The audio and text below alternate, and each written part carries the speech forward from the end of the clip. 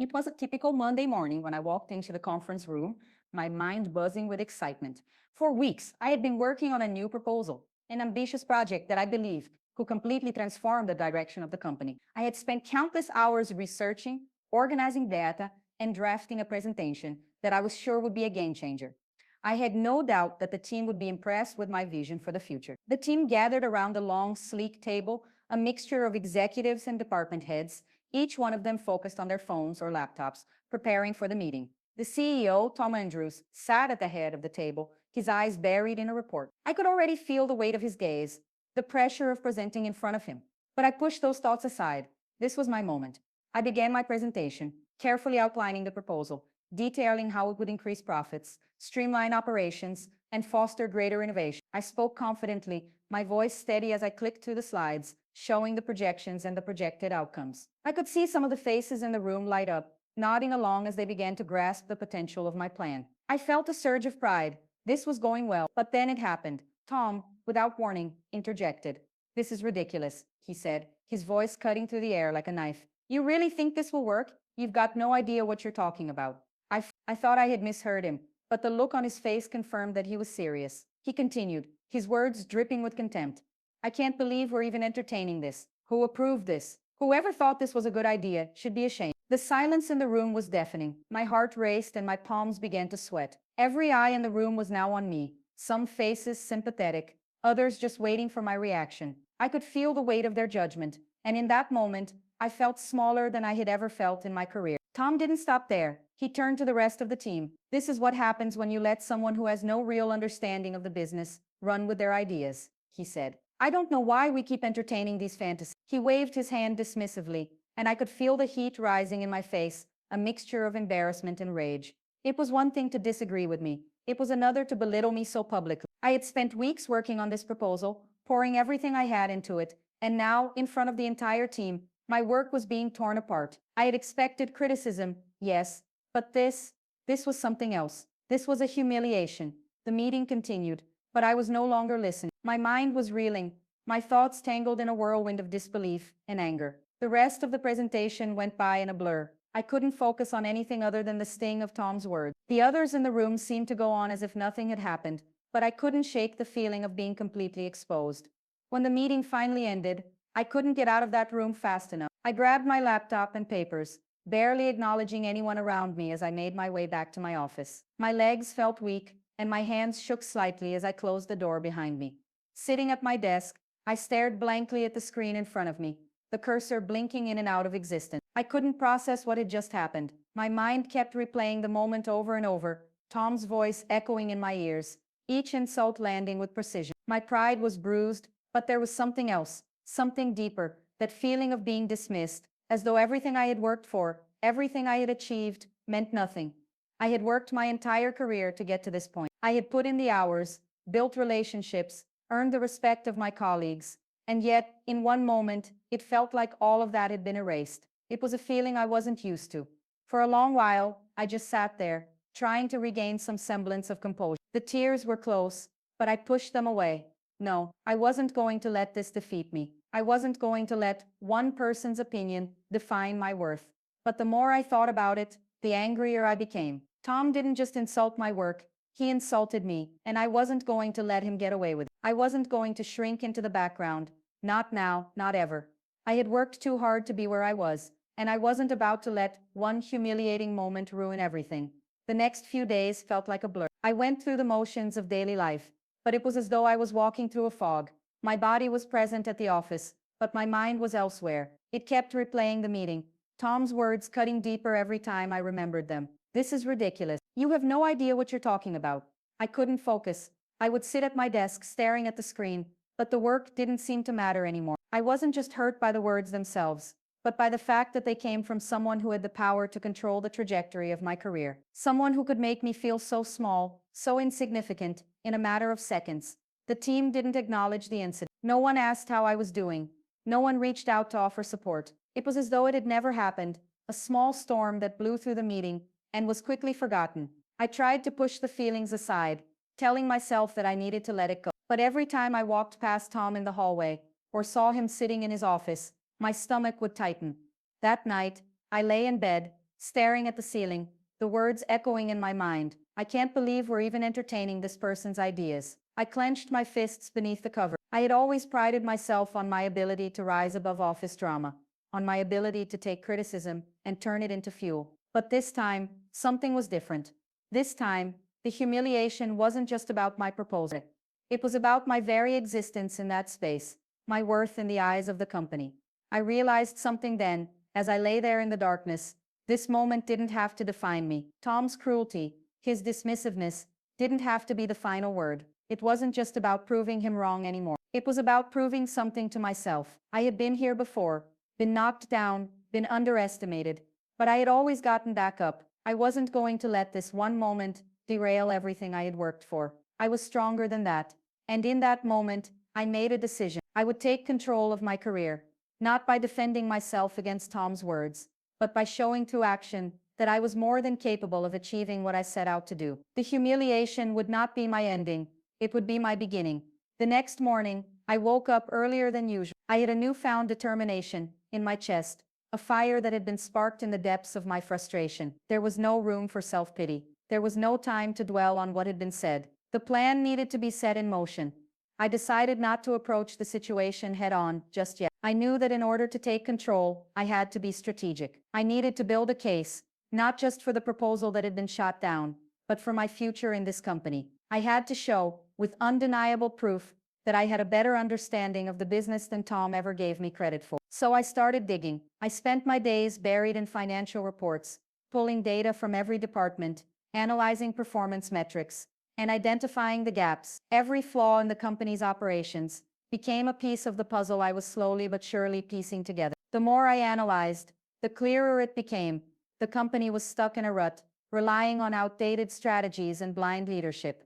I wasn't just going to present a new proposal. I was going to outline a full business overhaul. I began crafting a strategy that would modernize the company's operations, streamline workflows, and unlock new revenue streams. This wasn't about being right. It was about being effective, but it wasn't enough to just come up with a plan. I needed to know that it was realistic, achievable. So I started making calls. I reached out to industry experts, consultants, and even competitors, gathering insights into what was working for them. I was determined to learn everything I could, to arm myself with knowledge, so when the time came, I could present not just ideas, but a roadmap for success. Each night, after a long day at the office, I would return home and continue working on my strategy. I meticulously refined every aspect, adjusting projections, running simulations, and working through potential roadblocks. I was obsessed with getting it right. I knew that if I wanted to prove myself, I needed something that could not be ignored, something that could not be dismissed. I wasn't just preparing a presentation. I was preparing for war.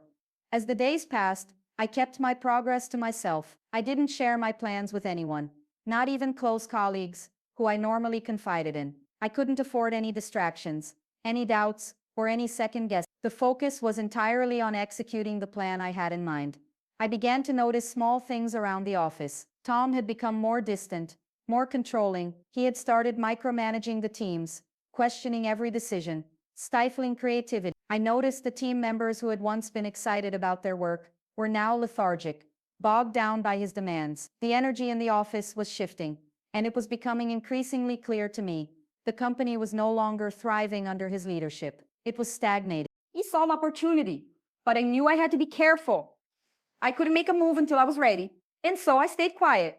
I kept my head down, continued with my work, and never let on that I had something brewing beneath the surface. Every day I worked tirelessly. There were sleepless nights, weekends spent buried in data, and countless hours spent perfecting the presentation. I didn't need anyone's approval, and I didn't care if Tom even noticed. All that mattered was that when the time came, my plan would be airtight. But it wasn't just about numbers and strategies. It was about the way I presented myself. I had been humiliated publicly, and I was determined to rise from that. I knew that no one would take me seriously unless I carried myself with confidence, with authority. I couldn't afford to be the person who had been torn down in front of the team. I needed to be the one who led them to a new future. I started to change the way I approached my day-to-day tasks. I took on more responsibility, offering solutions when problems arose, stepping up to lead meetings, and offering my expertise without waiting for anyone's permission.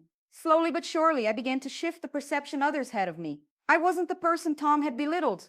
I was the person who would take this company to the next level. It wasn't about being loud or making a scene. It was about quiet determination, about proving my worth with every action, every decision. And though no one saw it yet, the tide was turning. The longer I stayed in the office, the more I realized the subtle power shifts happening under Tom's leadership. He had created a toxic environment, micromanaging, stifling creativity, and leaving the team frustrated. People were starting to talk. Conversations that used to be lighthearted and full of energy were now filled with complaints about his leadership. I noticed it most during lunch breaks or casual conversations by the coffee machine. The team didn't say it outright, but I could feel the tension in the air. At first, I didn't say anything. I just observed. I needed to see who was still loyal, who believed in Tom, and who was starting to lose faith. It didn't take long for me to figure it out. The people who had once been eager to innovate were now defeated, their ideas dismissed before they could even speak. The ones who were most disillusioned were the department heads. People like Sarah, the head of marketing, and David, the head of operations. They were excellent at their jobs, but they had grown silent under Tom's oppressive leadership. One afternoon, I decided to approach Sarah. We had worked together in the past, and I knew her well enough to understand that she wasn't the type to speak up about things, especially when it came to Tom. But she wasn't blind. She knew, just as I did, that the company was faltering. Sarah, I said, walking into her office, can I ask you something? She looked up from her desk, surprised to see me standing there. Sure, what's up? I took a seat, leaning in slightly. How do you feel about the direction we're headed? About Tom's leadership? Sarah didn't answer right away, but her eyes flickered toward the door, almost as though she were afraid someone might overhear. You know, I've been thinking about it a lot. I think we've all been doing the same thing for too long. We're stuck in a rut, and Tom doesn't seem interested in changing anything. I don't know if it's the right path anymore. Her honesty surprised me. I had expected some hesitation, but she spoke with conviction, her frustration clear in her voice. I agree, I said, my voice low. That's why I've been working on something. A plan. Something that could shift everything for the better. Sarah's eyes widened slightly. A plan. I nodded. I've been looking at the numbers, analyzing the company's weaknesses, and I think I've found a way to not only bring us back on track, but push us ahead of the competition. But I can't do it alone. I need people who believe in the vision. She studied me for a moment, then finally nodded. I'm in. I want to see this company succeed again. It was the first step. Sarah was sharp, and she had connections in the industry. If I could get her on board, it would make all the difference. The next step was David. I approached him the following day, but I didn't bring up the business strategy immediately. I had learned from experience that people like David, who were in leadership positions but disillusioned by the current regime, needed time to trust you. We met for coffee at a small cafe down the street. How are things going with the operations side? I asked casually, but the question was loaded. David sighed, running a hand through his hair. Honestly, not great. We've been holding things together, but there's only so much you can do when you're working with outdated systems and a CEO who doesn't listen. We're stuck. I don't know how much longer I can keep pushing for change when no one is backing me. I leaned in a little. What if I told you I had a plan to fix it? A plan that would revolutionize everything? David raised an eyebrow, clearly intrigued. You've been working on something? I nodded. I have, but it's going to take more than just me to make it happen. It's going to take a team. People who aren't afraid to challenge the status quo. People like you. David sat back in his chair, considering. I'm listening. And just like that, I had two key allies, Sarah and David, on my side. Now the real work began. Over the next few weeks, my team of trusted allies grew. I didn't tell anyone about my ultimate plan yet, but the groundwork was being laid. I began meeting with key department heads, Sarah, David, and a few others who had quietly voiced their discontent with Tom's leadership. We started having secret meetings after hours, hashing out the details of my plan and figuring out how we could execute it without attracting unwanted attention. I knew we had to move carefully. Tom had his eyes on everything, and any hint of rebellion would lead to immediate consequence. But the more I spoke to these people, the more I realized how many of them were willing to take the risk. They too had had enough of Tom's oppressive rule. They were tired of being silenced. They wanted change. We worked on developing a new strategic direction, focusing on three key areas: innovation, operational efficiency, and leadership overhaul. We knew that if we could prove the company could function better without Tom at the helm, we could make a case for a change in leadership. But we also knew we had to be careful. This wasn't just about pushing Tom out. It was about ensuring the company would be in better hands, with leaders who could take it to the next level. I spent days preparing a presentation that would outline everything we needed to do. I worked with Sarah to refine the marketing strategy, and with David to streamline operations. I even reached out to consultants who had experience in turning around failing companies. I didn't want to just come up with ideas. I needed concrete evidence that this would work, and I wasn't going to risk failure.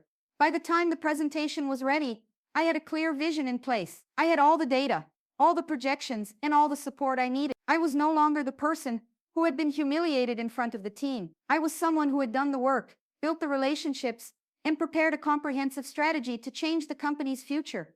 And soon, I was ready to present it not to Tom but to the board of directors. The night before the board meeting, I barely slept. My mind raced as I reviewed the presentation for what felt like the 100th time. I knew that this was my chance. This was the moment that would either make or break my career at this company. If I didn't do this right, I could lose everything. But there was no turning back. I had already come too far. The next morning, I walked into the boardroom with my team behind me. Sarah, David, and the others who believed in this vision. We were prepared. The board was there, seated around the long conference table, waiting for me to begin. Tom was there too, though he didn't seem to think much of my proposal. His arrogance was evident in the way he leaned back in his chair, arms crossed. He probably thought this was going to be another one of my failed attempts. But this time I was ready. I started the presentation, outlining everything we had planned, showing the data, explaining the strategy, and backing it up with real-world examples of how other companies had successfully made similar changes. I could feel Tom's gaze boring into me, but I didn't let it throw me off. I stayed calm, speaking with conviction, knowing that every word was leading me closer to what I wanted.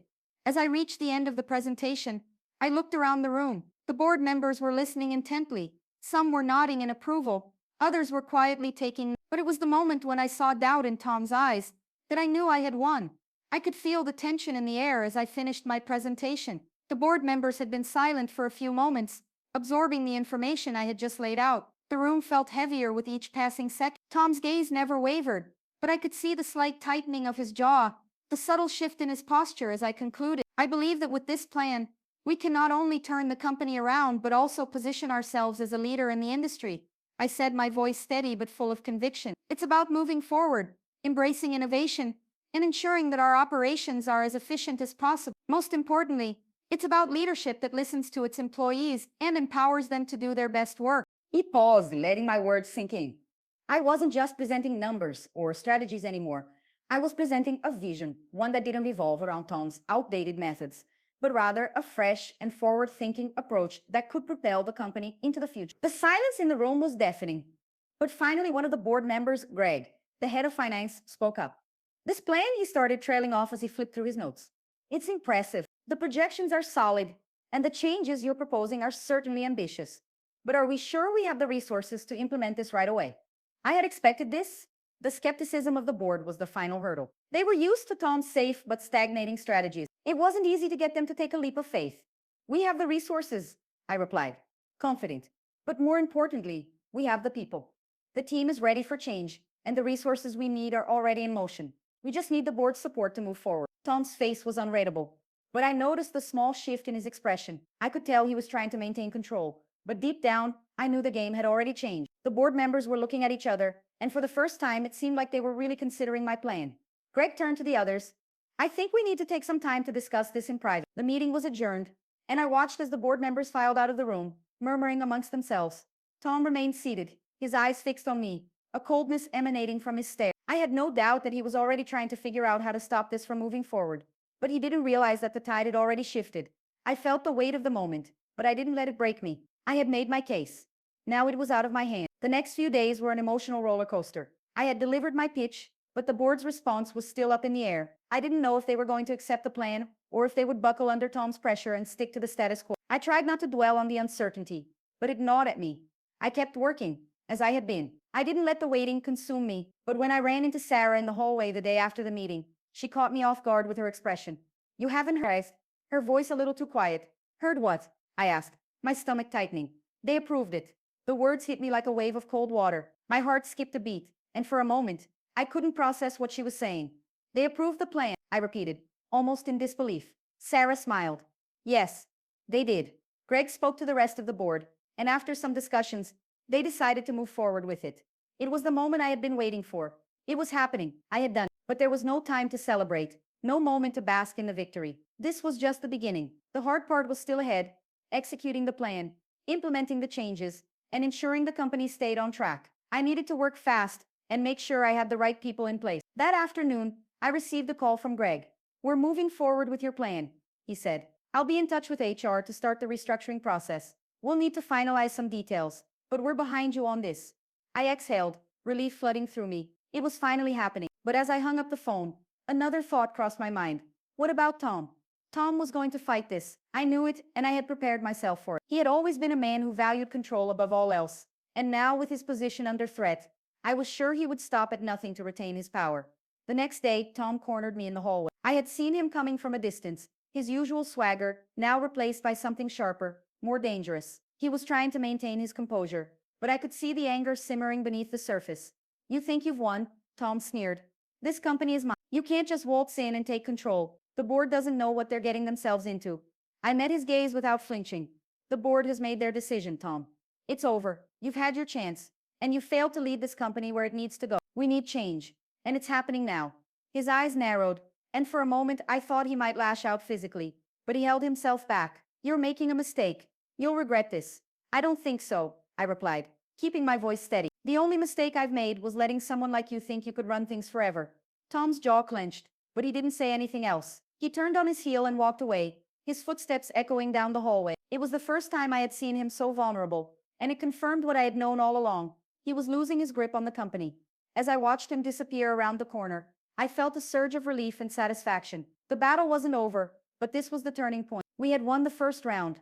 The next few weeks were a whirlwind of activity. With the board's approval, we immediately began implementing the changes outlined in the plan. It wasn't easy. There were moments when things seemed like they might fall apart, moments when it felt like too much, too fast. But with Sarah, David, and the rest of the team by my side, I pushed forward. We started with the operational changes, streamlining processes, and cutting unnecessary overhead. We worked on rebranding the company, ensuring that our marketing strategy aligned with our new vision. I brought in new leadership for key departments, including the IT and sales teams, people who were forward-thinking and hungry for change. And with every step, the company began to transform. The energy was different now. People were excited again. They felt heard, they felt empowered, and they could see that their work mattered. And then came the most difficult part, Tom's departure. It wasn't something I wanted to rush, but I knew it was inevitable. I worked with the board to handle the transition with care, ensuring that the company wouldn't fall into chaos during this time of change. Tom, of course, wasn't happy about it, but in the end, he had no choice. His time was up. The day he left was quiet. He packed up his office, took one last look around, and walked out the door. No dramatic confrontation, no final words, just the end of an era. As I stood in the now empty office, I knew that this was just the beginning. The hard work was only starting. But in that moment, I allowed myself a small victory. A victory that came not from tearing someone down, but from building something better from the ground up. The first few weeks after Tom's departure were a mixture of relief and uncertainty. The power vacuum had created a period of transition, and the company was feeling it. But it was also clear that this was our chance to build something stronger, something better. The pieces were falling into place, and I wasn't going to let anything derail the progress we had made. Sarah and David became my closest allies in this process. We were all learning how to lead together, how to rebuild the company from the ground up, while maintaining the spirit of innovation and change that had brought us this. There were days when things felt overwhelming. The weight of the responsibility was heavier than I had anticipated. There were meetings with the board, strategy sessions, and internal discussions about the future. Every decision seemed to have enormous stakes, and yet it was exhilarating. One of the first things I focused on was restoring the team's confidence. Tom had instilled a culture of fear, one that stifled creativity and discouraged risk-taking. It was time to shift that. I started holding open forums with employees at all levels, listening to their concerns, their ideas, and most importantly, making sure they felt heard. I wanted them to know that this was their company too, and their voices mattered. Slowly but surely, the energy in the office started to shift. People were no longer just showing up for their paychecks. They were invested in the future of the company. We began rolling out new projects, each one pushing the boundaries of what we had done before. Employees were taking ownership of their work again, and that sense of pride was contagious. But the transformation wasn't without its challenges. There were still remnants of Tom's influence. People who were reluctant to change, who clung to old ways because it was easier than adapting. I had to be firm with those who weren't willing to move forward. At the same time, I had to remain compassionate and understand that change takes time. I wasn't going to get everything right immediately, but I was committed to doing everything I could to make this company thrive. One day I found myself walking through the office when I overheard a conversation between two employees. One of them said, "Have you noticed how much different it is around here? It feels like we're actually being trusted to do our job." That small moment of recognition meant everything to me. It wasn't just about the numbers, the strategies, or the wins. It was about rebuilding the company's culture. This was the foundation I had been working toward all along. It wasn't just about ousting Tom, it was about creating something lasting, something that could survive beyond one person's leadership. Despite all the progress, there were still challenges. As the new leadership began to take shape, there were whispers of resistance. Some employees, loyal to Tom or fearful of the unknown, began to question the changes. They doubted the new direction and what it meant for their future. It wasn't unusual for a company to face resistance during a transition, but I didn't expect it to come from within the ranks I thought I could trust most. It started with small things, disgruntled comments in the break room, subtle pushback during meetings, and vague complaints about how things were being handled. But soon, the resistance grew louder. I couldn't ignore it anymore. Some department heads, who had initially supported the changes, were now questioning the speed of the transition or the feasibility of some of the new ideas. They were afraid of failure, afraid of the unknown, and their doubts began to spread through the ranks. I knew that I needed to address this head on before it became a real problem. It was time for another meeting, this time with the leadership team. The last time I had addressed the team was in the wake of Tom's departure, and the mood was one of cautious optimism. But now, things were different. The weight of the decisions was heavier. I was no longer seen as a colleague, but as the leader of the ship, and there was no turning back. The meeting room was filled with silence as I took my seat at the head of the table. The faces around me were a mixture of excitement and skepticism. Some were still riding the high of the change, while others were wary of where this was all headed. "We need to address something," I said, my voice steady but firm. "I know there's resistance, and I understand that change is difficult. It's not easy, but it's necessary. We can't afford to hold back now. If we want this company to thrive, we need to trust the process and trust each other." I paused, letting my words sink in.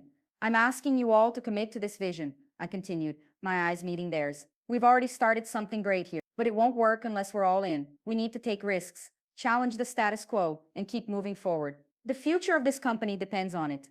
There was a long pause. I could see some of them were still unsure, but others nodded, their resolve strengthening. After a few moments, Greg, the head of finance, spoke up.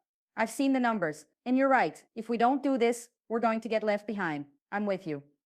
One by one, the others spoke, voicing their support, or at least their willingness to give it a shot. It wasn't unanimous, but it was enough. We had reached a turning point. The resistance was still there, but it was beginning to fade. The momentum was shifting, and the path ahead felt a little clearer. As the months passed, things began to settle into place. The company was adapting to the changes, and I was finally starting to see the fruits of our labor. We had revamped our marketing campaigns, streamlined our operations, and brought in new technologies to increase efficiency. But the most rewarding part of the transformation was the culture we were building. We were no longer just a company following a set of directives.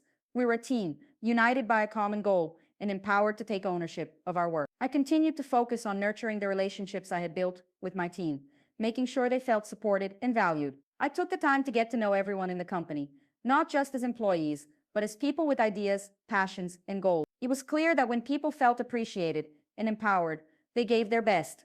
The most challenging moments of the transition were behind us, but I knew that maintaining this momentum would require continuous effort. I couldn't afford to let complacency creep back into the company, and I couldn't take my success for granted. There would always be new challenges, new hurdles to overcome, but I was ready for them. And then, one afternoon, as I was reviewing some new performance reports, I received a call from the board. They wanted to meet with me. When I walked into the meeting room, I was greeted with a round of applause from the board members. Greg, who had become a strong ally throughout the transition, stood up and spoke. "We've been watching the progress of the company closely, and we're proud to say that the results speak for themselves. The changes you've implemented have not only turned the company around, but they've positioned us for long-term success. We've never been in a better position." I felt a swell of pride, but I kept my emotions in check. This was the moment I had worked toward, the moment I had fought for, and it wasn't just about the approval. It was about knowing that we had made it.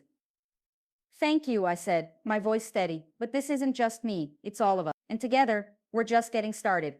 As the years went by, the company continued to grow and thrive under our leadership. We not only stayed competitive in the industry, but we became leaders, pioneers in our field. The vision I had once shared with a small group of trusted colleagues had become a reality, and the company was no longer defined by its past failures, but by the success we had built together. Looking back, it was clear that the challenges I had faced, the humiliations, the struggles, had all led me here. Every setback had been an opportunity to learn, to grow, and to prove that I was capable of more than just surviving in a toxic environment. I had shown that with determination, vision, and the right team, anything was possible.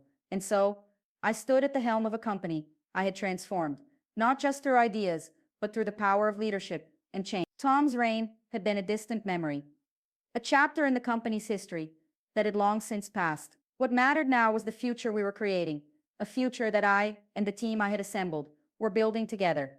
And that, in the end, was the sweetest victory of all. Years had passed since I had taken control of the company, and now we were in the midst of a new challenge. Despite all the success we had achieved, there were always new hurdles to overcome. As the company grew, so did the expectations, the competition, and the pressure to stay on. One morning, I received a call from an unexpected source, a rival company. They had made a move to acquire us. The offer was aggressive, and it came with promises of resources, a larger market share, and even more growth. On paper, it seemed like the kind of deal we couldn't refuse, but something inside me hesitated. After everything we had worked for, the long nights, the battles, the triumphs, could I really hand over control of this company? This wasn't just about business anymore.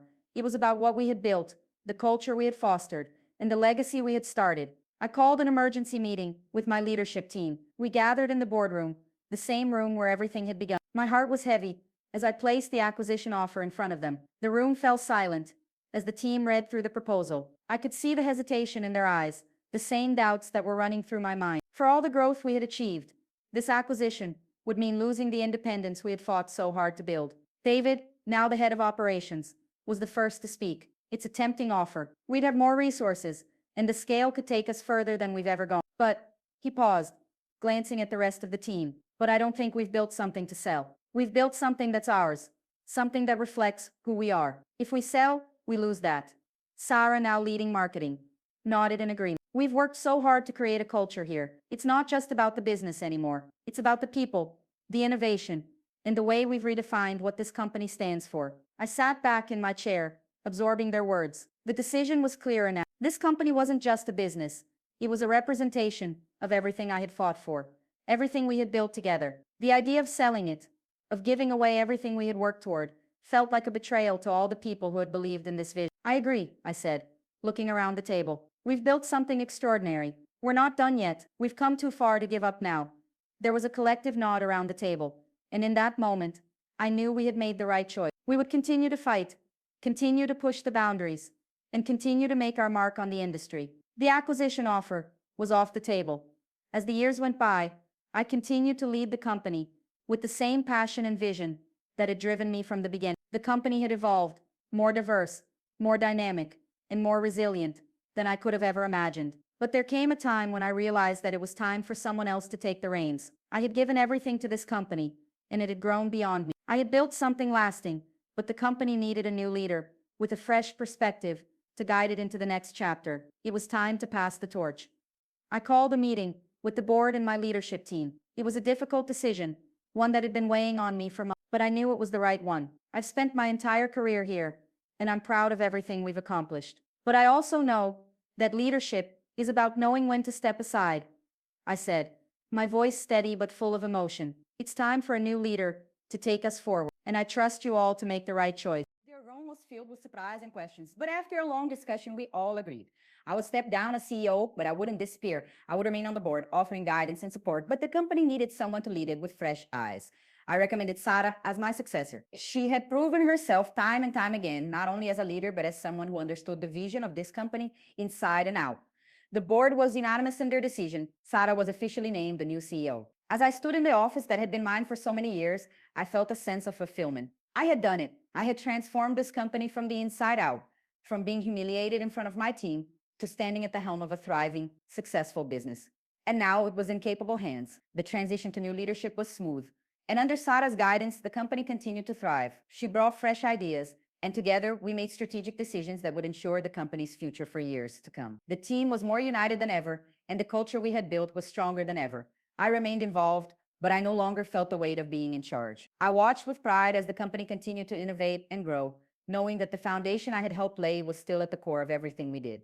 In the quiet moments, I reflected on my journey. From being publicly humiliated to taking control and reshaping the company's future, I had proved to myself and to everyone else that I was capable of far more than I had ever imagined. I had not only rebuilt a company, I had rebuilt myself. The lessons I learned along the way were invaluable.